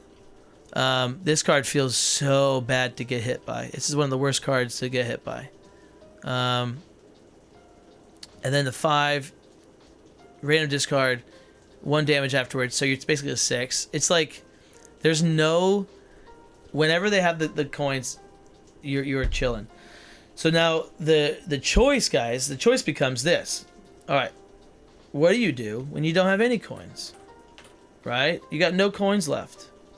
And this is where it's going to be interesting, and I wonder what's going to shake up, because I think a great option, potentially, it's literally, it depends on the game state. Depends on the game state, depends on what you're looking for, on your win con. But a great one option would be to throw something like this. You throw your brace, right? 3 damage is a lot. They might pay those 2 to avoid the 3 damage, but they might just take it. A guaranteed get some coins is throw this one. You're gonna get 1 coin back for sure. But guess what? You just lost the ability to look at their hand. So maybe you don't do it. This one, you're guaranteed to get some coins back. They block with the 4. They'll give you 1 coin, take 1 damage, right? You got a coin back. But let's say they took it for whatever reason. They took it. They don't want to take any damage, so they're probably going to give you all of it back, and then you will have 3 coins, and you just dealt 1 damage. But now you've got 3 coins, and so then you go pop up with all your other attacks that you've been setting up. Okay. Going back to No Pay No Pray. This card is important. Why? Because if you can use it on defense and guarantee that you don't take damage, then you're not losing your doubloons, and then you're drawing cards. So it is very important in that way as well. Here's an interesting card for having them spend coins. Now, actually, I take that back. This card is best. Obviously, every card's best with all your coins in your own possession. It's interesting though to play this card when you don't have coins, because if you're low on health, they don't want you to heal, so they'll probably pay for that one. They know, like, if you're low on health again, they may not want your Sea Dogs back because they don't want you to body block. And they might let you gain an action, but maybe not. Like, it's cool to just let your opponent sort of choose with this one. It's kind of fun. And then maybe if they don't pay anything, then you play the card, you get a guy back, you get your healing, and you get an extra action. So it's a really cool card. And the art's beautiful. Scourge of the Seven Seas, 2 copies. Blackbeard only. This is another Blackbeard only. 3 copies of this one. This is a very, very, very, very important card. Plunder. Move each of your fighters up to 3 spaces. They may move through opposing fighters. Steal 1 doubloon from the treasury. Super thematic. Super awesome. Like, the way it works, it's really, really cool. So you're going to move. You're going to go up 3 spaces through people, and you're going to get a doubloon from the treasury. So let's say that you start the game, right? One of the most common ways to do this card would be, let's just say this. Let's just say you have 3 cards. So I guess there's 2 ways you could do it. Ready? So you start the game off. You're over here. You've got your 2 coins, right? So you go, I'll maneuver. Let's just say it's a regular hero that you're fighting against that, like, they do something like this. Maybe this is always the best option, I guess. No, they want to threaten your Blackbeard going there. Maybe that's why. Who knows? We'll say that's what they do. So you go, all right, you maneuver first action. Sorry, this says there. Maneuver first action. So you go 1, 2, 1, 2, and then 1, 2. And then you play plunder. And you only have, let's say you only went with the 2 action turn this turn. And you're playing for more of a fatigue option. So then you plunder, you go 1, 2, 3, 1, 2, 3, maybe something like that. Who knows? I don't know if you want to do this, but there might be a word where you do. And so now you've got all your guys up in their zone. Now you're only at 5 cards, so it's not a great start. But you have all 3 of the things. If that's a melee fighter and the psychics suck, I don't know. I'm just showing you guys options, okay? I'm not saying this is a good idea. I'm just saying there's ways to start the game out where you have all your doubloons to make it so you can pop off that next turn, and that could be really helpful. A common one would be, all right, so you've got your 2 things, right? You pay 1 for a 3rd action. And then you go plunder, get it back, right? Now you got some stuff. It really just comes in handy whenever you need to move and whenever you need to get some doubloons. But the world is your oyster. Dude, the set is so good, Paul Splatter. The set is so good. It really is. Really, really, really, really good. Theming, playing, mechanics, power level. The power level feels really, really awesome for all of them. I think they're all going to be in a really good spot. It's like Slings and Arrows was such a good set, right? One of the best sets ever, but the power level was too low. This is Slings and Arrows if the power level was where it should be. That's how I would describe it. All right, what else do we have? Oh, this 4. This is a great 4. Intimidating Visage. Really cool artwork. 2 copies. And it's after combat. If Blackbeard is adjacent to an opposing fighter, he recovers your health. I believe that in our plays, we forgot the adjacency a lot. Because everybody's always melee. So we played... Not a lot, actually. Everyone that he's against is melee. So this is always happening. When you play him outside of the set... we played him into Genie. That was the only time it really happened. When you play him outside the set, you have to remember the adjacency. So that'll be a little learning curve for people that just play the set. But really cool card. It's basically a 6 if you can do it right. What else do we have? Oh, great card. So this is a card that you can get your doubloons back really nicely, really easily, if you know what if they're trying to do, and you can cancel it. Another way to play this card, like, it's really fun to play your cards when you're 1 doubloon. So like if I've got 2 doubloons and the treasury only has 1, if you play your parlay, they can't afford it, right? It's not like they can just like it has to be canceled now because of the rules. So it's you either pay all the doubloons or the effect happens. So that's gonna be an automatic cancel. You guaranteed your parlay. Again, just the artwork. This is one of my favorite sets. Favorite artwork. His whole thing is so good. The way he plays, the cards, the effects, the artwork, everything.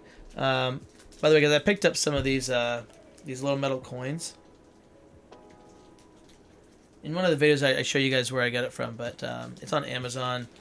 Don't be hasty and order it out of, like, wait for me to show you what the box looks like later in the stream. But these little coins, they do the job perfectly, and they're metal, so I definitely recommend it. If you want to spruce it up a little bit, it feels nice, sounds nice, and they're the right size. That's what I loved about it. Pretty awesome. But again, that's just check it out. Stay tuned on the streams. One of the streams, I'll talk to you guys about it and show you where I got it from. And if I can find the box some other time, I'll show you guys. All right, what else? What else do we have? We talked about that one. Talked about that one. Talked about that one. So his cards really come down to the choice of do you, like, what cards do you want to actually have happen? And which cards are you okay with not happening? And everything feels good, though, because if they're choosing not to have something happen, yeah, it's a bummer, but guess what? That means the next thing's going to happen because you just got some doubloons for it. It's such a fun mechanic. It's such a good mechanic. And the choices as the opponent feel good, and the choices as Blackbeard feel good. All right, I think that's everything. I think you guys got to see everything there. Yeah. All right. Last but not least, my boy Loki. So Loki, guys, Loki's fun. And I don't know what I want for him. I don't know if I want a big map or a small map yet. I think a big map would be really fun, but a small map is also really nice. So his weakness is card draw. That's definitely his weakness is card draw, and his weakness is movement. If you don't have your tricks in their hand, but guys, it's just so good. So you don't really care, like you kind of care. All right, let's just figure this out. So, well, here we'll do Blackbeard. Blackbeard's a good example because he has minions. Let's say he does like this. I think Loki wants to go first. I think everyone in the set wants to go first. But so, all right, Loki. Interesting card back. Not my favorite. It's the least favorite of the set. You know, mid tier for me, but it's okay. So I don't hate it. I love the health dial artwork. I love the card artwork. Besides that one, obviously, it's okay. The yellow ring does add to it though. So Loki's got 4 tricks. We've got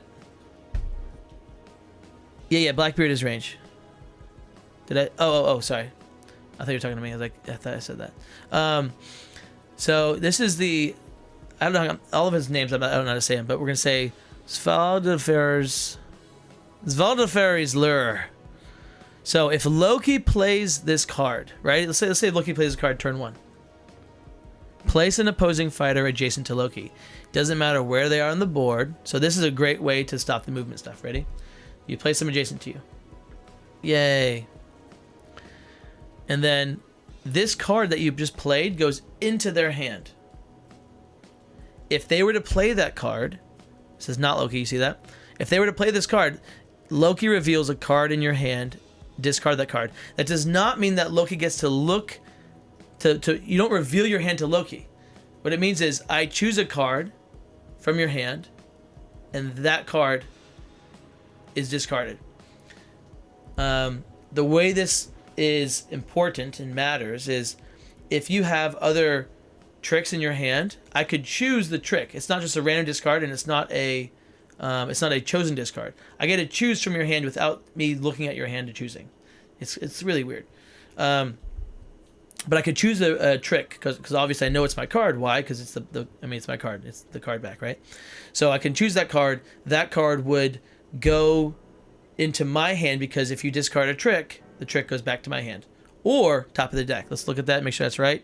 I didn't do this in our games. If an opponent discards a trick from their hand, return that card to your hand or the top of your deck. So you can choose. So that's pretty awesome. Now, when you do that, though, by playing the card does go into my discard pile. And that's very important. Because the opponent playing tricks, I think as the opponent, you have to play tricks. There's no way around it. You have to play tricks. And there's 2 reasons why. One is, if you don't, I become Sinbad. I'm going to say I as Loki, guys, because I will be Loki. If you don't play your tricks, I become Sinbad. And I'm flying around the board, and I'm smacking you all day, every day. or running away from you like a hero, and just saying, chase me, I dare you, right? And then let's say you overdraw. If you overdraw and get rid of your tricks, guess where the tricks go? Back in my deck or in my hand. I get to choose. The other reason why they matter so much is this card here. This card, the effects cannot be canceled. During combat, add 3 + 3 to this card for each trick in your opponent's hand. If you have 3 tricks in your hand, this is a 9. If you have 2, it's a 6. You cannot get caught with tricks in your hand. So here's a combo. Ready? I've played 2 tricks. Actually, here's the combo. This is so cool. Ready? Here's the combo. It's Loki's turn. You have attacked me. Which one would I play first? Let's say a real possible scenario. Real possible scenario is this. That you've attacked me and I played this card. Sure. I played this card on defense. So this card goes into your hand. It was your second action attack. Or maybe it was your first action. It doesn't matter. Really doesn't matter. I play this card on defense. Ready? You run away. Even if you didn't run away, I don't care. But let's say you ran away. So you got 1 trick in your hand. On my turn, I play this trick to bring you back into my hand and to bring you back into my area.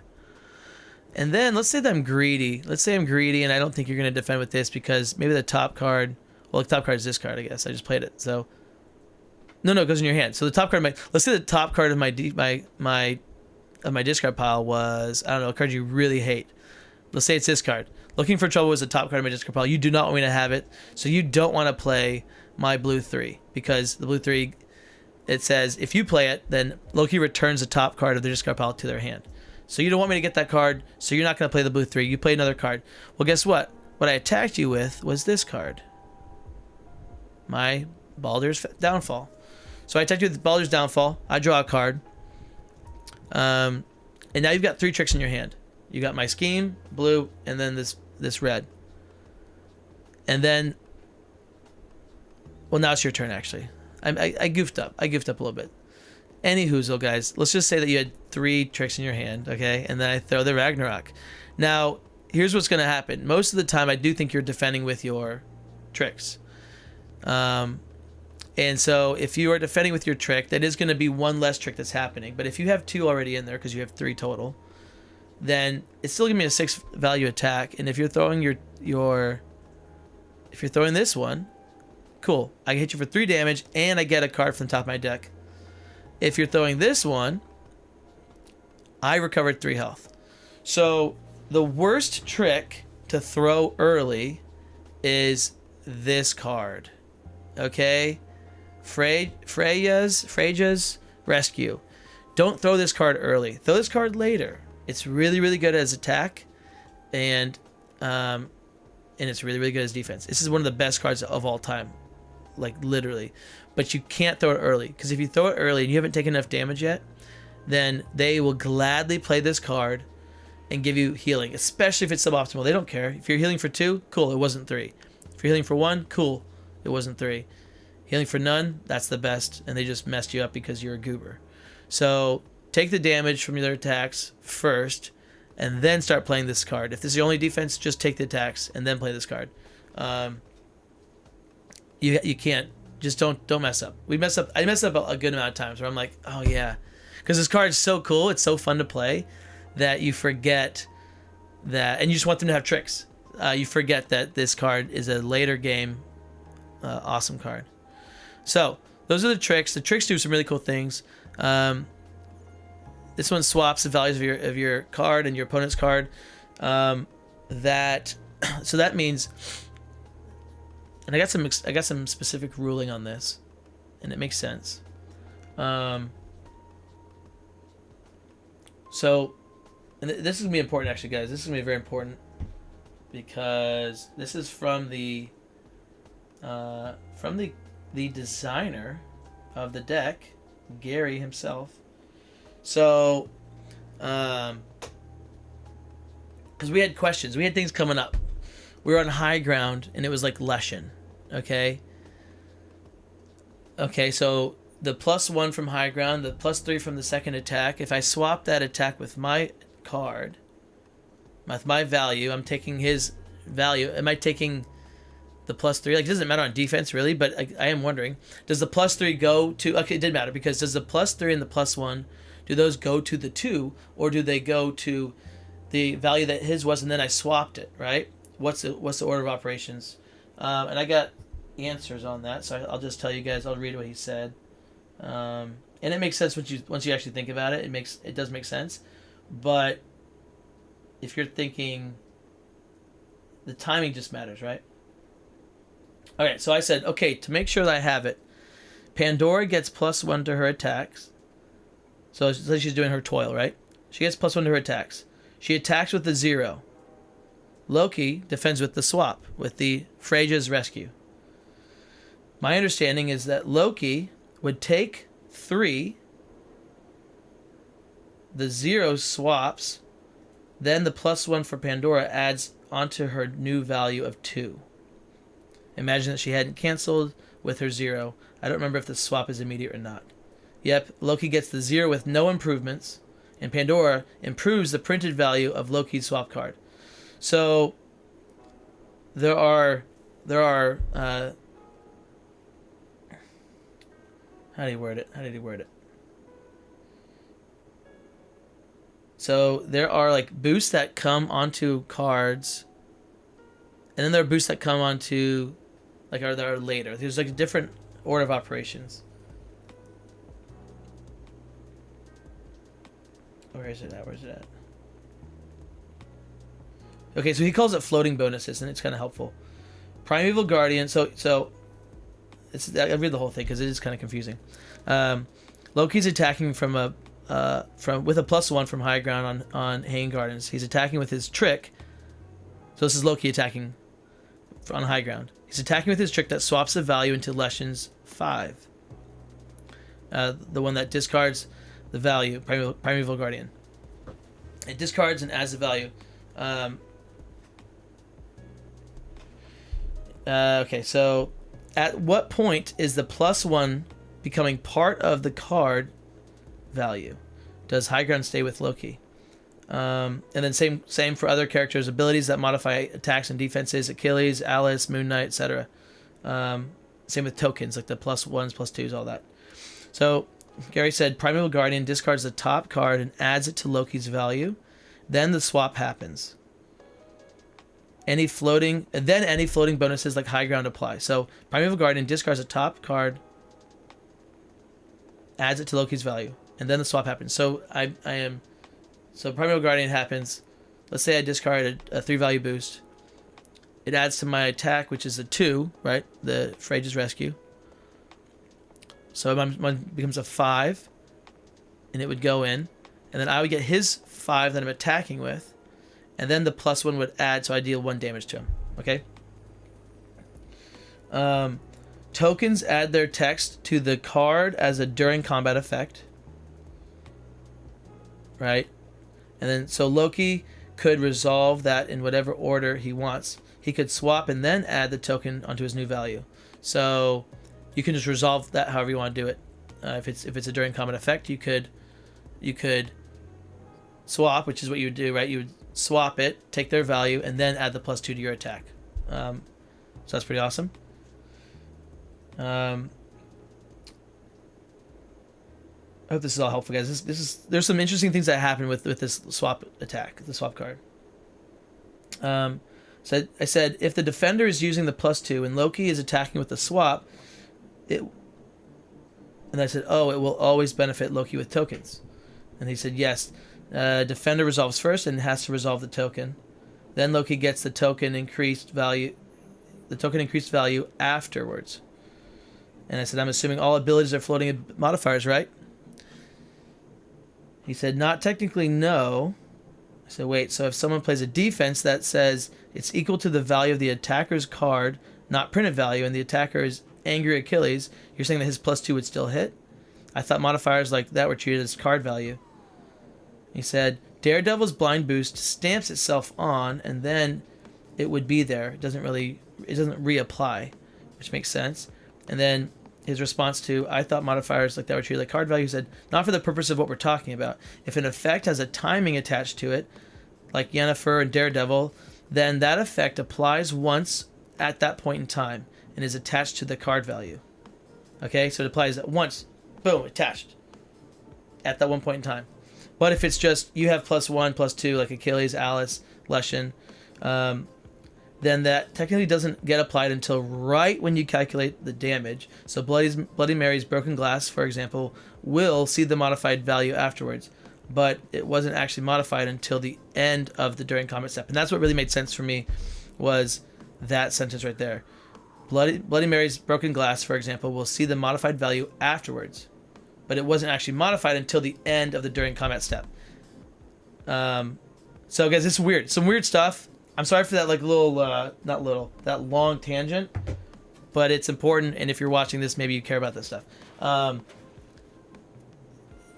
right. A Robin spot is a move to range center stage spot. So if you can get to anywhere on, this is addressing the comments, if you can get to a space, so like, Navy Pier has it, has multiple actually, I think, maybe just one. And then Soho has it, Point Pleasant has it. Those are spots where you can just maneuver, attack, and then bounce back to center stage for Robin Hood. So he maneuvers, attacks at range, bounces back. Maneuver, attack at range, bounce back. And you can do that every single turn. Maneuver, attack, every single turn. All right. I need water after that, guys.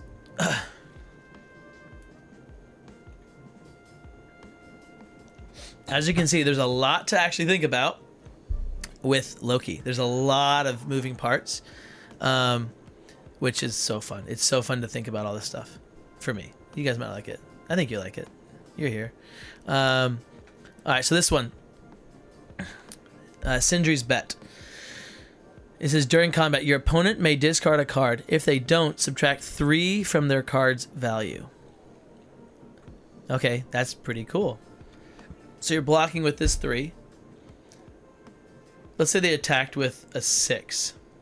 They're definitely going to discard a card. If they're attacking with a 6 and you're blocking with a 3, and it says if they don't discard their card, then you're blocking 3, or subtract 3 from their value, then they're going to discard a card. So really cool. That's pretty awesome. The best situation for this is you know, that they're attacking with a 4 and they're greedy for that 1 point of damage, and you're not losing the game. That would be really awesome. If they're attacking with a 5, that's also really great. I think a 5 is where you're really going to see the choice for the attacker. It's a momentous shift, right? They move in, they attack. You block with this. If they don't discard, they're dealing no damage. Do you discard for 2 damage? Yeah, I think you do. So I think they'd probably do that. And then if they're playing this card, then it returns the top card of your discard pile. Which is always, it's weird to think about the top card of your discard pile because you're playing all these tricks that are not in your discard pile. So you have to remember like what's at the top of your discard pile, and is it a good card. Best case scenario would be you are getting a trick back that they had played. So they play a trick, it goes there, and then you attack them, they play this card, you get your trick back. That would be fun. Oh wait, let's go to the other, I love that card art by the way, but let's go to this one here. So Baller's Downfall. If this is your card, then you're going to draw a card, which is great. And then if it's them playing it, then look at it, it says deal 2 damage to your hero. It's not just the person that plays the card takes 2 damage. Deal 2 damage to your hero. I'm so glad that they worked that in there. If that wording was wrong, that would have been bad. But 2 damage to your hero is pretty cool. Fighters that like this card, Chupacabra loves this card. And what's her name? Annie Christmas would love this card. And you could have Charlie play this card from range, and then you're hurting her to get her better. Like, it's pretty cool. There's some interesting situations with this card where you're taking damage, and it actually is not a big problem at all. It's just part of your kit. And but yeah, definitely Chupacabra loves that card. All right, so now let's go to the other cards here. We'll stay here. So this is a cool card. This is a Wukong card, and it's an awesome choice. So the reason why I love Loki so much is every game will be different, and every interaction there's so much choice happening, and you're gonna have there's so many decisions to make, and I love it. So Shapeshifter is awesome. It says during combat, choose one effect. There's 4 copies of this card. 4 copies of this card. Choose one effect. Add +1 to this card's value for each card in your opponent's hand, or gain an action. If I catch you with 7 cards in hand, and I play this card, most likely you're defending a card, right? You're blocking, and now my card's a 6. It's pretty awesome. What's another cool thing to do with this card? I really enjoyed using this card on Hand Gardens, getting that +1 on high ground, and attacking into a 1 health point minion, right? And I gain the action. So I'm turning this. It's into a 1 action gain. That's fun. That's really fun to use. But yeah, when they have a huge hand count, you're giddy. You're excited. All right, this card is the bread and butter of his kit. Well, the tricks are, but this is guys. He's so good. But he's a solo fighter. Move 2, not too much health. He's not broken. I know you guys are looking at this and you're thinking he's broken. He's not broken. Trust me, he's not broken. He's very good, but I think there's a lot of counterplay and a lot of people that can play his cards without worrying about them. But he's very good, very fun. Looking for trouble. So this is the do my bidding on offense. Looking for trouble. Immediately, if your opponent played a card, return it to their hand. Look at their hand and choose a card for them to play. Let me see your hand. Oh, just say I'm gonna have to. Yeah, let me finish this card, and then I'm gonna go check something. I think I checked the video that's uploaded. I wonder if it's like finished and if it's gonna just premiere at 11:30 like I scheduled it, because that would be bad because we're still streaming. I'll push it to 12 probably. If your opponent played a card, so first off, if they played a card, you gotta do that. If they didn't, they're taking 4 damage, so that's cool. If they played a card, return it to their hand. Look at their hand. Choose a card for them to play. You can make them play your tricks if you want. You can make them not play your tricks. This is a great card when they're trying to play their tricks, and you're just saying, no, I want you to keep those, please. Especially if they have the blue 3. Like they're trying to play your blue 3, you're like, no. Hold on to that. Let me make you play something else. I'll attack you. And then you're still holding on to my tricks. You probably still have my yellow scheme in your hand, and you still have my blue. And so you're just I'm sitting at a move 4. I'm a move 4 now, and I'm chasing you around, and my Ragnarok is scary. Very cool card. Underhanded. This is a great card. High hand count. We love it. Oh, wait. Pause. Let me check real quick. Let me check to see if my video has finished uploading. Guys, this has been a nightmare. This video has been a nightmare. You guys aren't going to even care about watching it, because this video here is breaking down more than that. Oh, no. Sorry. You do want to watch it because the blind plays were really fun. You got to watch it. The blind plays were great. We do unbox the stuff, show the stuff off. But the blind plays are really, really fun. Premieres at 11:45. I wonder if it'll keep pushing back. I wonder how that works. Let me change the time on that. Let's change the time. We're gonna go to 12, and then hopefully I can finish this video by then.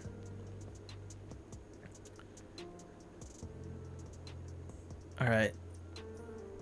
Where is that? Here we go. I'm gonna change it to 12.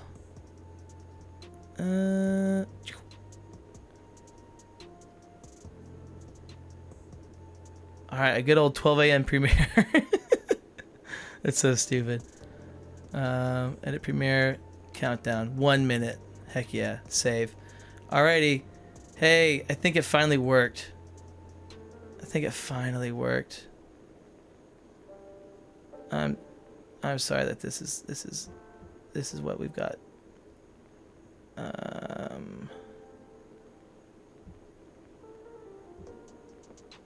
Okay, almost done, ladies and gentlemen. All right. Now we're cooking with gas. So we got 30 minutes to wrap this up. Heck yeah.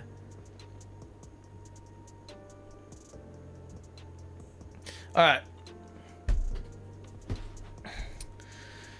Loki's insane. Loki, he is insane. He's so fun. Guys, this is so fun. I just want to play. I want Otan to be back. You don't understand how... Now... Okay, I can't complain. I have this set. It's right in front of me. You guys don't have this set. I apologize. I apologize. By the way, huge shout out to Restoration Games. Haven't done that yet. I forgot about it. For sending me the set. Thank you guys. And thank you guys for watching my videos, for subscribing, everybody. And for caring, because that is like, that's why I'm getting the set. That's why I got the set. And I get to make all these videos that don't upload because they're stupid. I should have just streamed everything. It would have been so much easier. All right. So, all right, underhanded.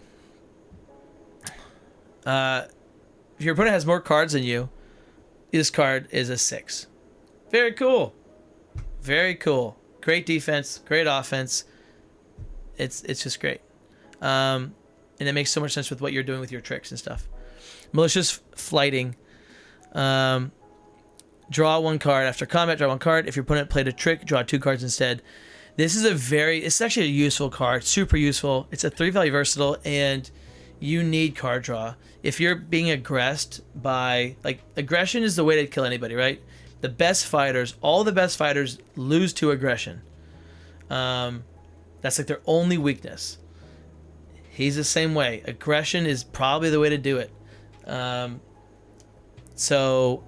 Card draw is very important, and it's also a really cool card art. And guess what? So here's a tip. Ready? Big tip. Don't just go through the motions every turn. When you're playing against Loki, you have to watch what they're doing at all times. If they're a good Loki and they're being sneaky, they might like grab. Now, in person, it's also the same way, but on the other stuff, they might like hover over a card. They might pick it up. That's like one of their own natural cards, and then they go, all right, I'll attack with this card, and then like once you like glance down at your stuff, like they've switched their hand to the Loki card. They played it down, and you're like, okay, so they're attacking me. It's not a trick, and you are like, oh, it's a trick. Just watch what they're attacking with. It can be sneaky. Because you need to know when they're attacking with tricks and not tricks. This is an example of a card that needs that. And then also this one here. God of Mischief. If an opponent played a trick, ignore that card's value. Otherwise, cancel all effects on your opponent's card. This is a great card. So if you're throwing this into the red 4, it's awesome. They're taking 2 damage and you took nothing. That's very cool. If you are throwing any other card, it's a feint. It's like the best. It's a really good card. And the artwork's awesome. Alright, last card, I believe. Leviathan. That's what it is. It's Leviathan. 2-value versatile, 3 copies. Reveal a card. During combat, reveal a card in your opponent's hand. Add its boost value to this card's value. If you reveal a trick, put it in your hand. This is a great card. What's cool is it's during combat, so you get to see what they're attacking with, and you can make that choice. Because if they threw a regroup and you threw this card and they've got a trick in their hand, you're golden. Take the trick back, bring it back to your hand, you can play it again. It's awesome. If they attacked with a 4, you may want to pick it up for a card, because so Loki's boost values are very interesting. They are not he's got pretty high boosts. Like overall, his average is pretty high. But so he has no 1s, but he has all the tricks are 0s, which I think there's 9. I think there's 9 tricks, and they're all 0. Like they don't have a value. Yeah. So you got 1, 2, 3, 4, and then 5, 6, 7, 8, 9. Yeah. So there's 9 tricks with no boost values. So getting ambushed, it's kind of like cool if they take a trick, but also you just lost your trick and you need them. So it's weird. It's a weird feeling. Using this to bring back your stuff. If you're gonna take a lot of damage, you may not want to do it. If you are, you know, if you're gonna just, you gotta choose. Again, choice. This is just choices. What do you want? Do you want your trick back, or do you want to take some damage or block all the damage? It's really fun. And now, also this, it's reveal a card in your opponent's hand and then add its boost value. So you're either choosing a random card from their hand, so you could hit a 1, a 2, 3, whatever, right? Or you bring your card back. I think if they've got like 5 cards in their hand, and they're a fighter that has 1s, and 1s are like pretty popular in their deck, you may just want to go for your trick every time, because who cares about blocking 1 damage?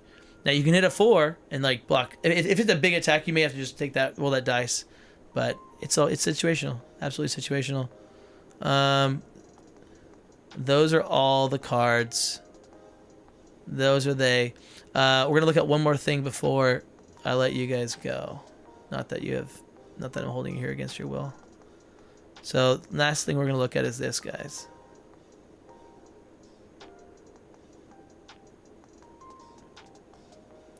So let's get him back up here. What a hero. What a hero this guy is. He's like, what? What's up? So, look how many unique cards Loki has. We got 1, 2, 3, 4, 5, 6, 7, 8, 9, 10, 11. 11 is a really good number of cards to have. So it's a very consistent deck. Let's look at this one. That's 12. We got 12 unique cards. Pretty consistent, but not as consistent. But it's very consistent. It feels this deck plays very consistently. It feels more consistent than it is, but 11, super consistent. This deck feels the most consistent. And then Pandora, you've got 12 different copies of cards, and then of course your all of your, what are those called? The Pandora's box cards. So she's the least consistent out of all of them, of course. Just naturally, just organically. We got 14 health, 13 health with a lot of healing and range, and then 16 health with a lot of healing, but solo fighter, melee, move 2. Guys, this set is perfect.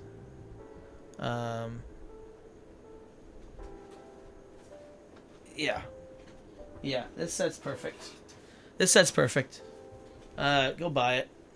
Add it to cart. There's a link in the description below, I believe. I don't get anything for it.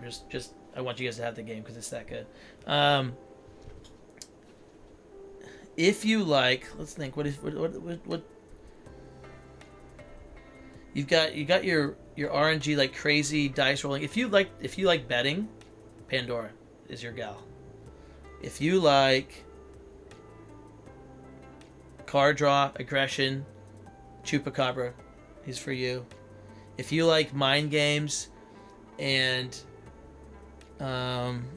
interestingly, actually, if you like mind games, all of them are for you. They all have those mind games, all those interesting decisions of, am I throwing this? Do you think I'm throwing this little thing or this big thing? If you like choices and making decisions that are super, super important and impactful, Blackbeard, Loki, yeah, and then but they're just so good, guys. They're so good. So there you have it. I hope you enjoyed this video. It's a lot of fun. I didn't have time to check out all the chat, but I saw some of the conversations happening. If there's any questions, what questions did they have in here? Did I miss anything? Thank you. Yeah, thanks, Skull Scarf. I do enjoy my shirts. They're fun.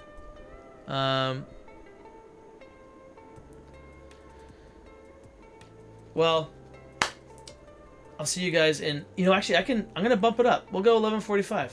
I'm gonna bump the stream to 11:45 where it was because we wrapped it up. I don't think I missed anything. So if you're still awake, I'll join you guys for the next stream, which will be in 8 minutes.